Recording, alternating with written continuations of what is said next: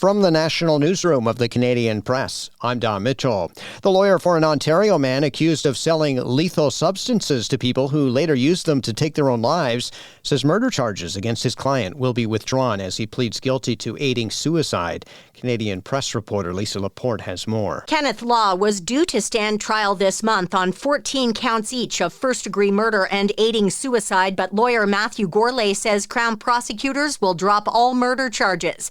Gourlay says Law will plead guilty to 14 counts of aiding suicide at a plea hearing he expects will be scheduled for a later date during a planned court appearance on Monday. Police have accused Law of running several websites that were used to sell sodium nitrate and other items, shipping them to people in 40 countries. In Nova Scotia, a Supreme Court judge says that the provincial government made an unreasonable decision last year when it banned most people from entering the woods to prevent wildfires during an extreme drought.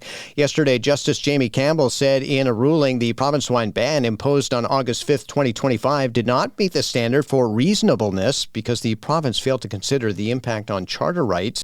Prime Minister Mark Carney has landed on Time magazine's most influential people list for 2026. Championed by the president of the European Central Bank, Christine Lagarde, Carney was one of the 24 people in the leaders section of the 100 most influential.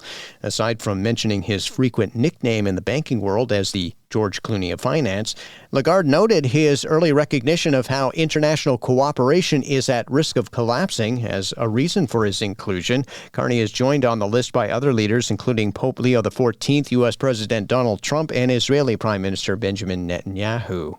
In the Middle East, the standoff over the Strait of Hormuz escalated today as Iran reversed a decision to reopen the crucial waterway. It reportedly even fired on ships attempting to pass in retaliation after the United States pressed ahead with its blockade of Iranian ports. A fragile ceasefire is due to run out by Wednesday. Iran said it had received new proposals from the U.S. and Pakistani mediators were working to arrange another round of direct negotiations.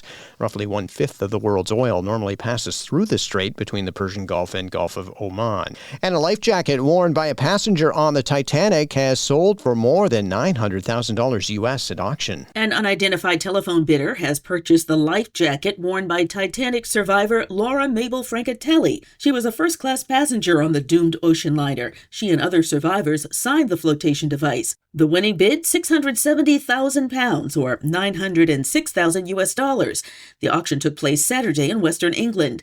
Henry Aldrich and Son auctioneers also auctioned off a seat cushion from one of the Titanic lifeboats for $527,000 U.S. dollars. That'll go to the owners of 2 Titanic museums in Pigeon Forge, Tennessee and Branson, Missouri. I'm Donna Warder. This is the Canadian Press.